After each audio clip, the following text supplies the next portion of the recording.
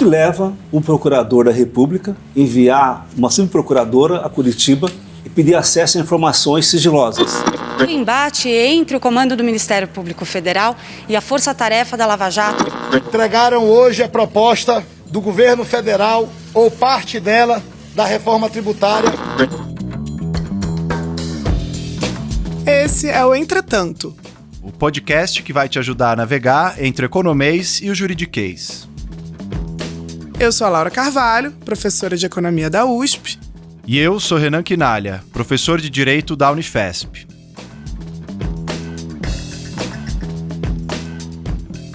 Neste episódio, vamos discutir a crise da Lava Jato e a proposta de reforma tributária do governo. Renan, no domingo à noite saiu uma notícia que acabou chamando bastante atenção e que é totalmente relacionada ao tema do nosso episódio número 20, sobre uma possível denúncia no Tribunal Penal Internacional do presidente Jair Bolsonaro, né, por crime de genocídio.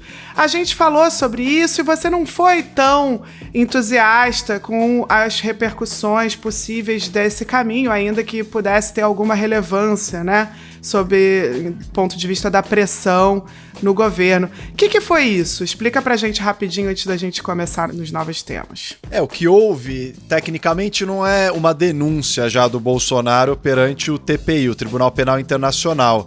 O que a gente tem aí é mais um pedido junto àqueles outros que a gente analisou no último episódio, que reforça, né, o pedido da sociedade civil junto ao tribunal para que seja aberto, instaurado um procedimento. Mas isso ainda vai ter que ser analisado pela Procuradoria do Tribunal, que a gente comentou, é um órgão autônomo, e essa Procuradoria tem que instaurar um exame preliminar para depois isso virar um caso e poder avançar para a responsabilização. Ou seja, o caminho é bastante longo pela frente do ponto de vista jurídico, ainda que politicamente seja uma denúncia bastante substancial, com muito apoio da sociedade civil e que pode gerar algum tipo de impacto também no governo Bolsonaro.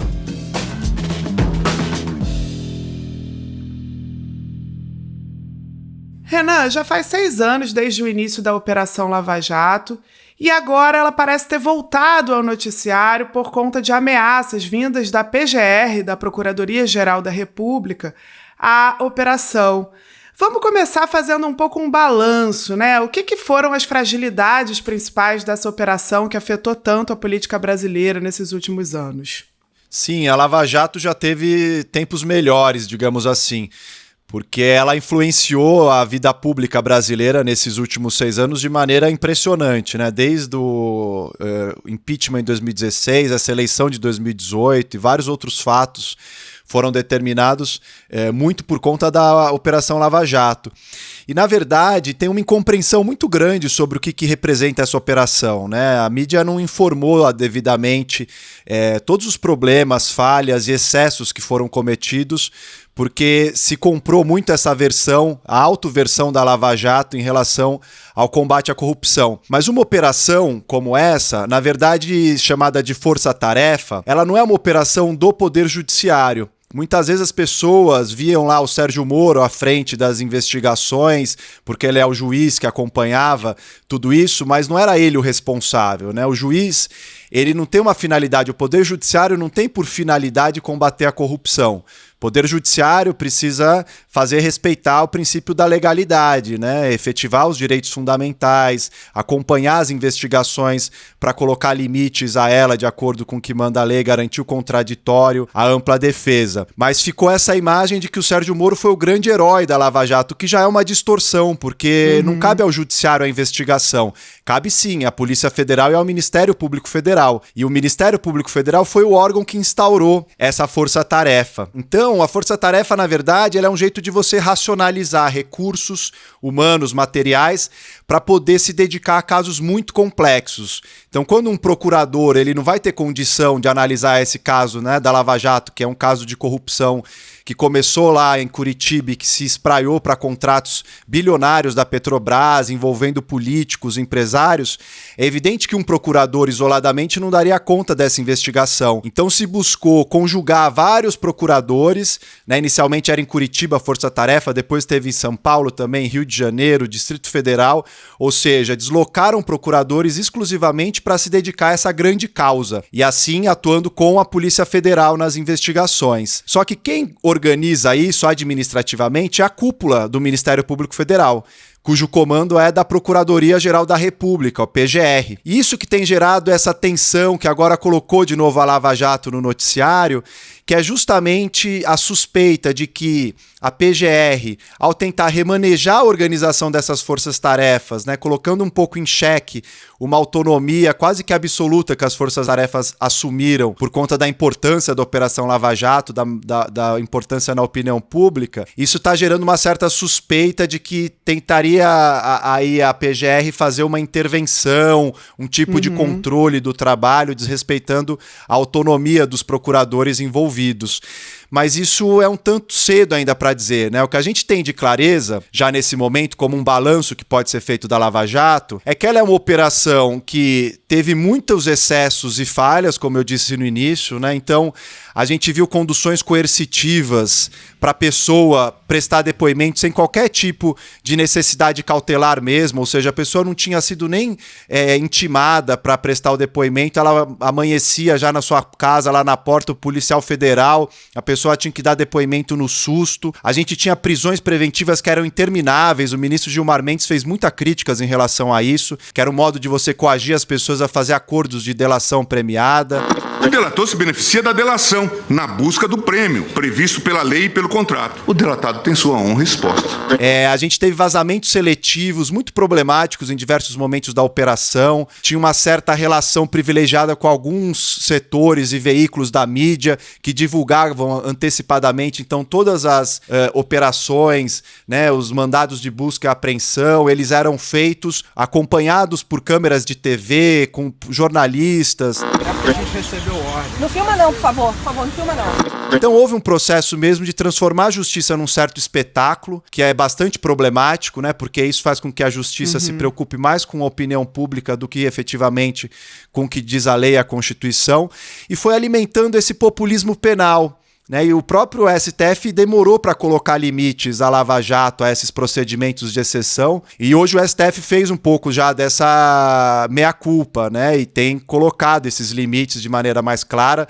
Só a gente olhar nos últimos casos, a questão da prisão pós-condenação em segunda instância, a questão dos crimes que foram levados para a justiça eleitoral, também crimes comuns. Então dá para dizer que a Lava Jato ela tem sido bastante enfraquecida, tanto pelos tribunais superiores nesses últimos 2 anos, e agora também parece que tem um fogo amigo desde dentro, ou seja, o próprio Ministério Público Federal, agora a cúpula do Ministério Público Federal, parece colocar reservas ao trabalho da Lava Jato. Então, e aí saiu uma notícia de que os dados compilados pela Lava Jato em todos esses anos de investigações, envolvendo inclusive muitos empresários e políticos, vão ser compartilhados agora com a PGR, de acordo com a decisão recente do ministro Toffoli, do STF.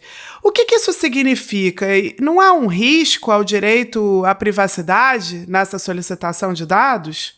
Sim, essa é uma questão fundamental, Laura, porque você imagina, em 6 anos de operação, você tem milhares e milhares de terabytes de dados ali, de elementos sobre muitas pessoas importantes da República Brasileira. Então você juntou dados, muitos dados sigilosos, porque são dados dos cidadãos, né, de sigilo bancário, sigilo fiscal, sigilo telefônico, e que foram quebrados com autorização judicial para uma investigação específica e com uma finalidade muito clara, porque a gente tem essa previsão na Constituição brasileira de que nós temos a intimidade, a privacidade consagradas, e só pode haver o acesso do Estado a essa nossa privacidade se houver uma autorização judicial específica para isso. Então, o que está em questão aí é que, de um lado, né, os procuradores da Lava Jato estão dizendo que as informações são sigilosas, que foram obtidas por autorização judicial de maneira muito específica e delimitada para a finalidade de uso, que era para a Operação Lava Jato, e que agora chamar essas informações também para a cúpula da PGR significa que você está abrindo esses dados sigilosos sem uma autorização que estava lá na origem da decisão judicial, que deu essa permissão para o acesso aos dados. Então você está ampliando o número de pessoas que estão acessando informações sigilosas dos cidadãos. Além disso, está se sinalizando aí, né, e o debate veio até a público, a Corregedoria já foi envolvida, porque os procuradores reclamaram a Corregedoria do Ministério Público, que pode ser uma tentativa de ingerência política, ou seja, a PGR ela está um tanto alinhada com o governo, né? É só lembrar que a indicação do Aras, o atual PGR, se deu pelo Bolsonaro sem respeitar a lista tríplice, que é a lista que a Associação Nacional dos Procuradores organiza para poder ranquear internamente numa eleição entre os membros da corporação os nomes mais indicados ou preferidos da categoria. E o Bolsonaro não respeitou, e aí tem toda essa questão do PGR ser muito passivo em relação ao governo. A gente já tematizou isso aqui em outros episódios. Mas, ao mesmo tempo, também não dá para comprar essa versão só da Lava Jato, porque tem outros argumentos que são muito razoáveis também em favor do compartilhamento de informações. Uma delas é que você tem uma maior efetividade na troca de informações, ou seja, você tem um intercâmbio institucional de informação que pode ser muito mais eficiente se você consegue fazer com que essa informação esteja centralizada, porque a ideia da PGR já anunciada é que tem uma unidade nacional de combate à corrupção, que não fique isolado em várias forças-tarefas de acordo com o território em que estão as forças-tarefas, e você consiga ter uma maior racionalidade no compartilhamento desses dados. Então, informações que são importantes para algumas investigações podem ser acessadas, que já foram levantadas por outro procurador. Além disso, teve decisões do próprio Moro em 2015 no sentido de permitir o compartilhamento de informações entre a Operação Lava Jato e o PGR. Na época, a Janot, depois a Raquel Dodge, mas isso é muito comum, porque durante as investigações surgem elementos ali de suspeitas em relação a pessoas que têm prerrogativa de foro, que são autoridades que só podem ser julgadas ou no STF ou no STJ. Então, já havia esse encaminhamento, porque não caberia mais à operação investigar essas pessoas. A gente precisa considerar que a informação que é obtida também, ela é do órgão, da instituição, ela não é do procurador. E os dados, eles estão seguindo no órgão de investigação, não é que está havendo uma publicização desses dados se divulgando pela mídia. Aliás, algo que acontecia com a Operação Lava Jato, né, que divulgou várias vezes, vazou seletivamente aspectos da vida pessoal ali dos investigados. Estou te falando nesse telefone, certamente a Polícia Federal está gravando, tá? Certamente esse telefone aqui está grampeado.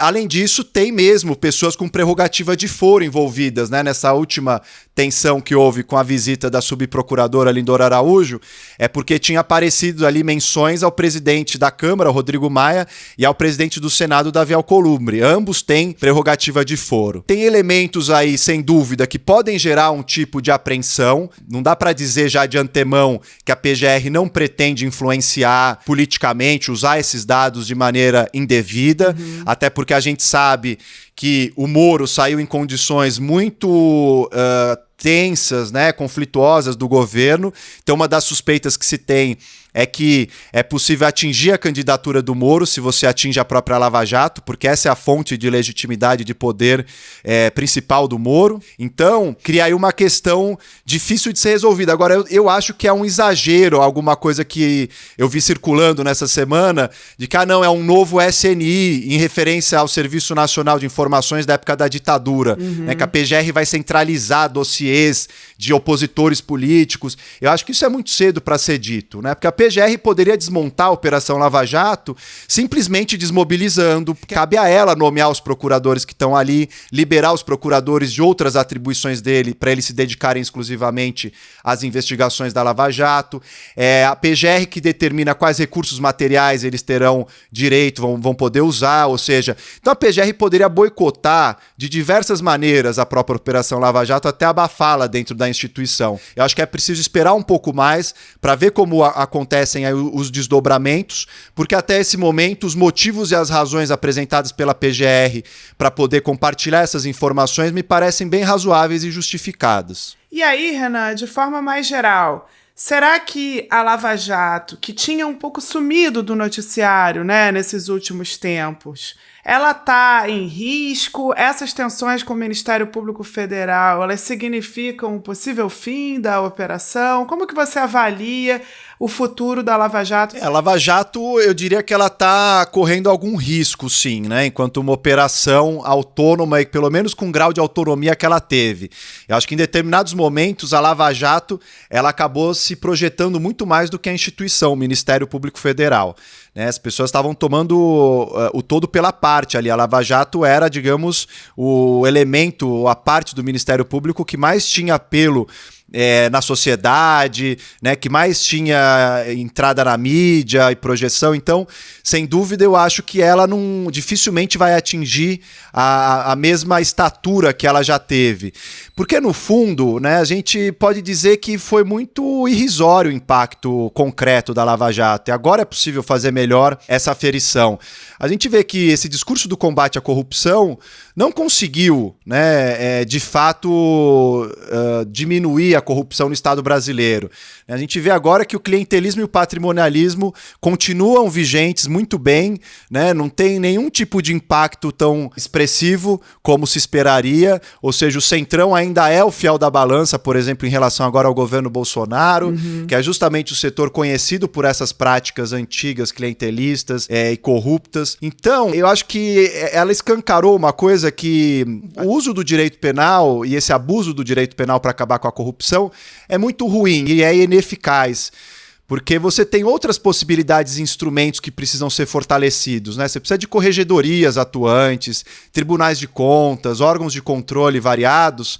Agora, você usar o direito penal só como esse instrumento é muito difícil, né? Porque você não consegue, de fato, avançar. E a gente viu que com as dificuldades que as empresas tiveram, né, e a dificuldade de celebrar acordos de leniência com um monte de órgãos que estavam atuando ao mesmo tempo, que concorriam por protagonismo institucional, a gente faliu praticamente um setor importantíssimo da economia brasileira, que é o de infraestrutura. Né? Então, você foi destruindo ativos também da economia brasileira de uma maneira muito inconsequente e que não gerou destruindo o sistema político, inclusive, por pior que ele fosse, mais limitado. Né? A gente viu que é um processo de degradação da democracia desde então, e a Lava Jato tem profunda relação com isso.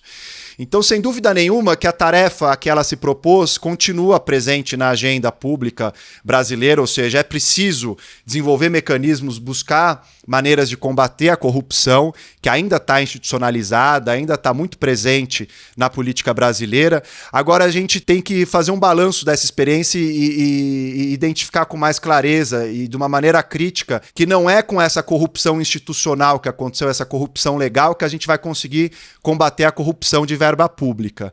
Né? Não é distorcendo o direito, não é manipulando, não é um juiz orientando o órgão de investigação e de acusação, como a gente viu durante as matérias da Vaza Jato, do Intercept Brasil. Não é dessa maneira que a gente vai conseguir fazer com que nós combatamos e acabemos, ou pelo menos neutralizemos a corrupção no Brasil. Né? Acho que a mensagem é uma que já se disse muito em relação à Lava Jato, mas faz ainda mais sentido agora, é a de que os fins não justificam os meios e que a gente precisa prestigiar o Estado de Direito, os mecanismos de controle, da maneira mais republicana possível para a gente conseguir diminuir a corrupção.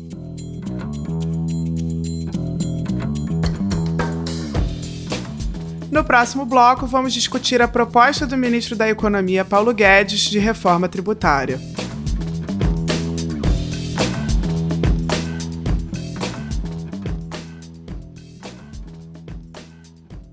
Laura, uma das grandes expectativas que se tinha do ponto de vista das reformas, de que o Brasil precisa, é a reforma tributária.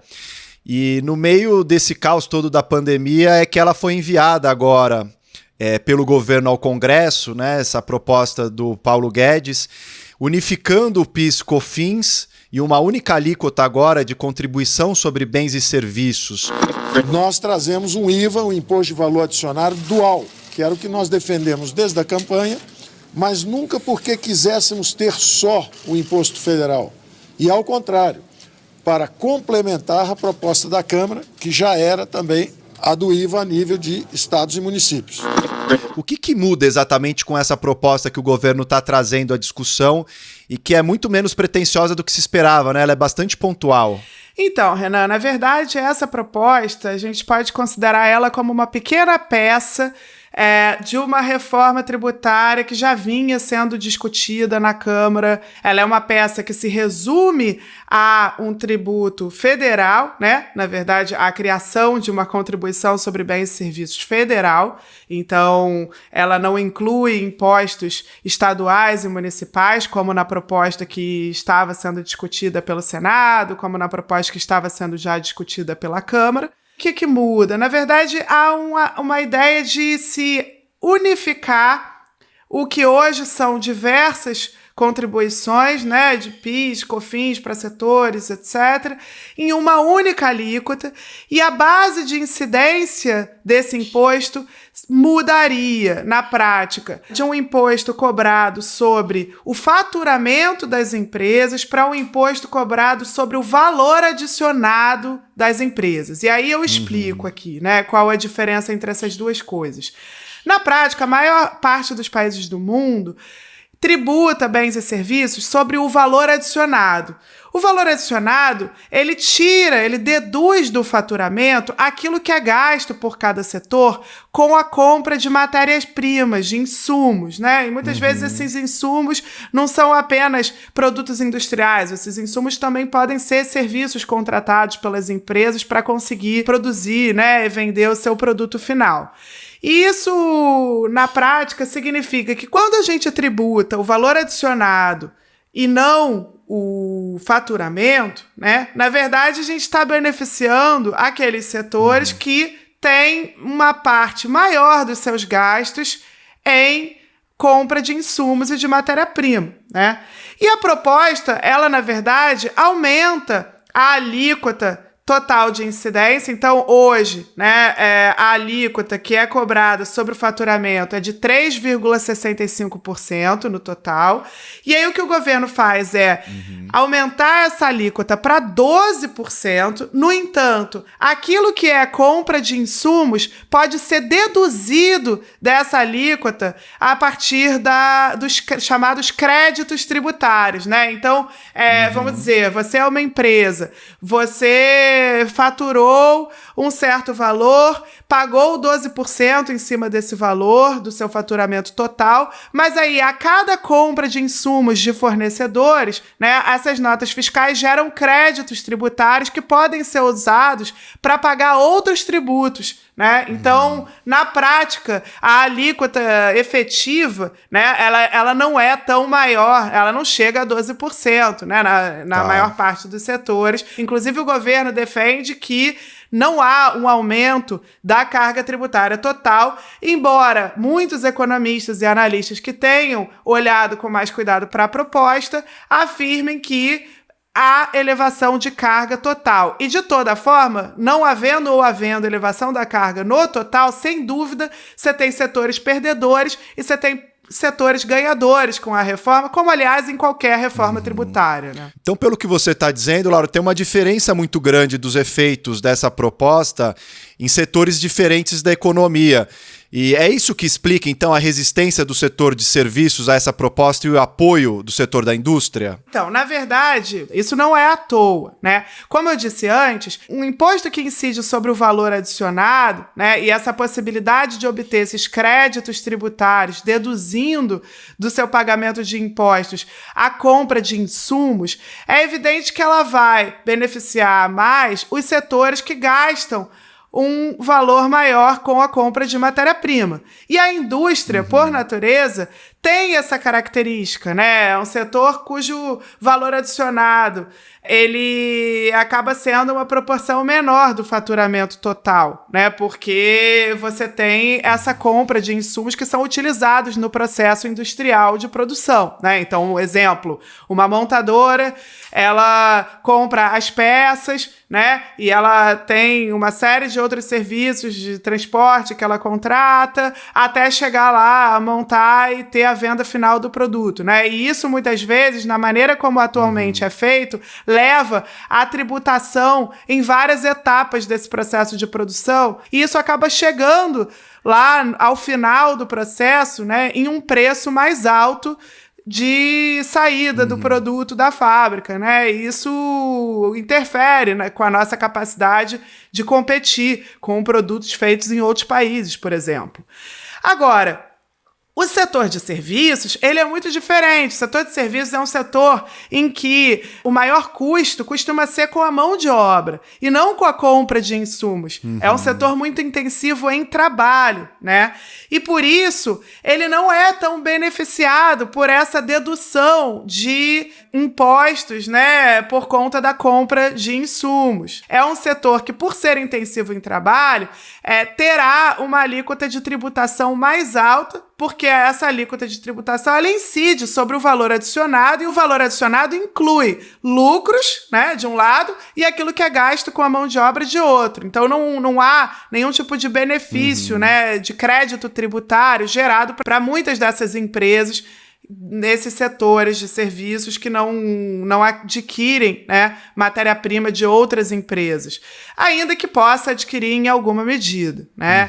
De qualquer forma, também é importante a gente notar que mesmo dentro do setor de serviços há diferenças entre estabelecimentos e a forma como vão ser afetados por essa proposta, né? Então, a Receita Federal apresentou um dado mostrando que no Brasil você tem, por exemplo, 1,26 milhão de restaurantes, bares e lanchonetes, e desses 1,132 milhão são optantes do sistema Simples. E o Simples, quem opta pelo Simples, fica de fora dessa nova contribuição, então não seriam afetados por essa proposta.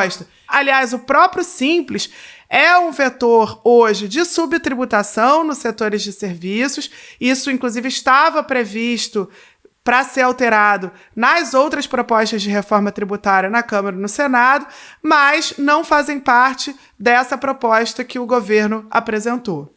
Então, a gente precisa entender que, de fato, há uma subtributação dos serviços e uma supertributação da indústria, da maneira como a estrutura tributária brasileira foi desenhada. Isso não quer dizer que não haja problemas. Os números que foram divulgados pelos IBGE de fechamento de pequenas empresas desde o início da crise até a primeira quinzena de junho são devastadores e se concentram justamente nesse setor de serviços e comércio e um pouco construção civil, né? Mas os serviços foram os que mais sofreram com a crise até agora. Na primeira quinzena de junho, o país tinha 4 milhões de empresas. Desse total, mais de 520 mil tiveram que encerrar as atividades temporária ou definitivamente por causa da pandemia. Então, é evidente que, de um lado, você tem até um benefício, sim, da proposta, à medida em que ela alinha, né, cria uma alíquota única e alinha algumas injustiças que estavam no sistema tributário anterior, mas, de outro, a gente tem um setor que está desempregando muita gente, que está muito ameaçado pela crise, e a transição, se feita de forma muito brusca, ela pode, inclusive, levar a um aumento dos preços, né, um repasse por esses setores para os preços dos custos maiores com impostos, que vão acabar levando a um efeito cascata também para o lado dos consumidores, da capacidade de recuperação da economia. O setor de saúde, de educação, privados, por exemplo, foram setores que contestaram muito essa reforma tributária. Já há algumas concessões feitas e certamente no Congresso vai haver uma série de outras concessões, mas até considero que é mais justa a ideia de uma transição lenta do que essa, por exemplo, de tentar compensar o setor com outras medidas que reduzam a arrecadação. Então, o ministro Paulo Guedes, ele já falou e tenta reduzir a resistência desses setores de serviços por meio de uma promessa de desoneração da folha. Essa é uma possibilidade que, inclusive, já foi tentada no Brasil como maneira de tentar preservar empregos durante o governo Dilma, né? Que é a ideia de você reduzir o custo com a mão de obra, desonerando aquilo que as empresas têm que pagar sobre a folha de pagamento. Claro que beneficia o setor de serviços, que é intensivo em trabalho, de forma desproporcional, né? E seria uma maneira de compensá-los por esse aumento de alíquota. Qual o problema? Isso também leva a uma perda de arrecadação, né? E na prática, a gente está numa situação em que o debate no Brasil é sobre formas de ajuste fiscal no futuro que não sejam tão prejudiciais para os mais vulneráveis, que não sejam aquilo que a gente viu no passado, né, que não sejam tão concentrados em gastos sociais, em investimentos públicos em infraestrutura, que tem muito efeito de geração de emprego. E aí fica a pergunta, né, será que a gente tem que ir por esse caminho? Você pode perder de forma permanente a arrecadação que poderia ser destinada a áreas sociais em um momento em que a economia precisa disso, inclusive para se recuperar. É claro que é difícil conseguir aprovar reforma tributária, não é a primeira vez que se tenta, inclusive uma proposta muito parecida com essa que está agora sendo colocada no Congresso pelo governo Bolsonaro, foi defendida em 2012, ainda no governo Dilma. Então essa, inclusive, é uma proposta que conta com o apoio da Receita Federal. Já tinha havido estudos técnicos na Receita Federal defendendo algo parecido. Agora, sempre foi muito difícil aprovar mudanças na tributação porque você fere o interesse de alguns setores, né? Então, a dúvida é o quanto você tem que ficar oferecendo de benesses pelo outro lado, né, para conseguir aprovar, e o custo dessas benesses também no futuro, né? O importante, eu acho que seria não correr o risco, nesse momento de crise, de colocar o carro na frente dos bois, tentar fazer alguma coisa muito ousada, que fosse muito brusca, que criasse incerteza, né, num ambiente que não é favorável para isso, e menos essa de ficar tentando buscar outros incentivos fiscais que compensem esse, porque isso justamente está na origem também dos problemas que a gente tem hoje no nosso sistema tributário. Sim, vai depender de muita negociação do governo com o Congresso, né? Agora, o que você acha dessa proposta do governo de ter sido mandada desse modo fatiada, né? Uma parte só, que teoricamente reduz resistência ou permite uma negociação melhor no varejo, ao mesmo tempo que dificulta uma discussão mais sistêmica, né? Porque a nossa estrutura tributária, ela também está com uma série de questões envolvendo impostos indiretos municipais, estaduais, que precisam ser revistos, coordenados, né, no território nacional. O que você acha dessa estratégia do governo de tentar fazer uma discussão mais pontual e o risco de perder de vista a questão aí mais geral também dessa reforma?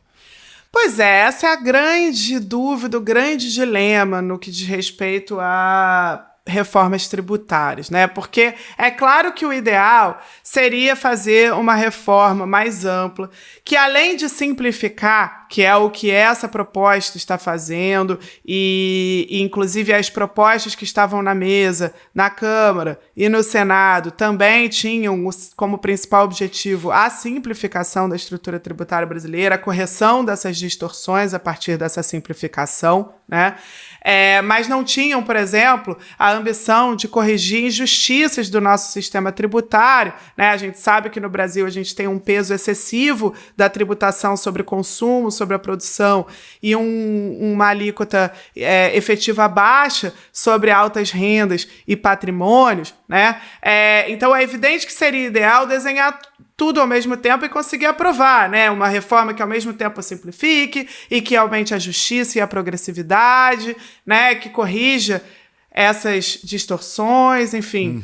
O relator da Comissão Mista da Reforma Tributária, que é o deputado Aguinaldo Ribeiro, do PP, por exemplo, ele defende que a reforma seja ampla e, inclusive, quer voltar, né, a discutir aquelas propostas que já estavam sendo apresentadas no Congresso, que envolvem impostos estaduais, impostos municipais, né? Inclusive que vão na mesma direção dessa que o governo propôs, né? O ex-ministro da Fazenda, Nelson Barbosa, até comparou essa discussão sobre reforma fatiada e reforma ampla com aquela frase do Churchill sobre a democracia, né? De que a democracia é a pior forma de governo, à exceção de todas as demais.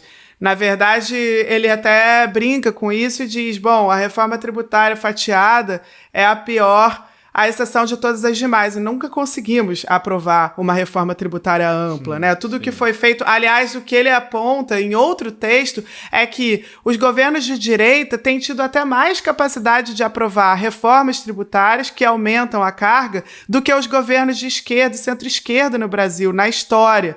Então, curiosamente, esse pode ser, sim, um caminho, uma oportunidade para pelo menos corrigir alguma coisa desse nosso sistema tributário injusto, ainda que a gente gostaria. É evidente que a discussão aprofundasse muitos outros problemas do nosso sistema tributário, incluindo aqueles relacionados à regressividade da estrutura.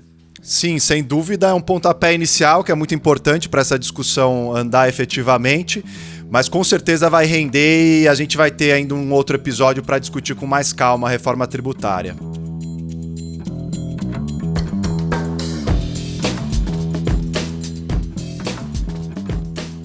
Então, Renan, o que você destacou do que foi enviado pelos nossos ouvintes para o e-mail entretantopodcast@gmail.com e, claro, pelo Twitter com a hashtag Entretanto?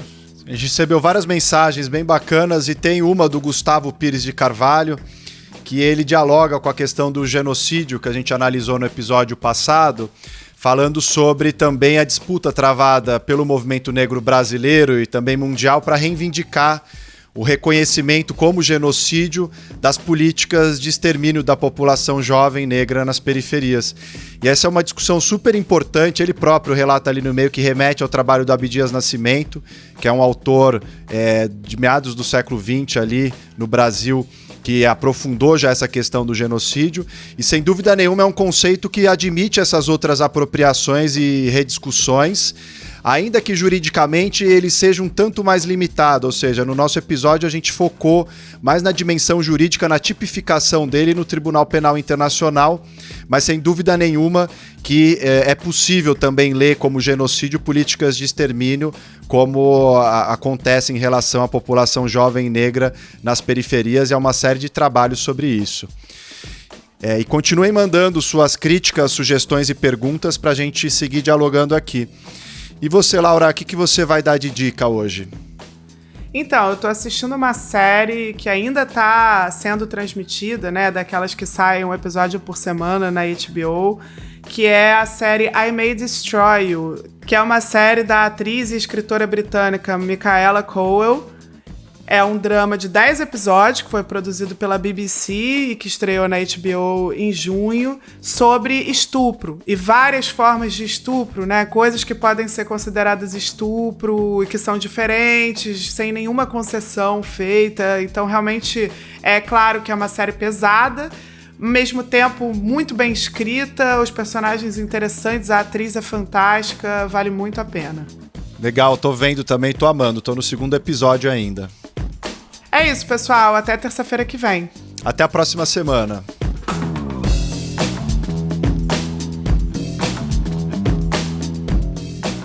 O Entretanto é uma produção da Mira Filmes, com direção do Bruno Orovics, edição da Júlia Leite do Bruno Orovics e produção do Gustavo Rosa de Moura e da Marina Persson.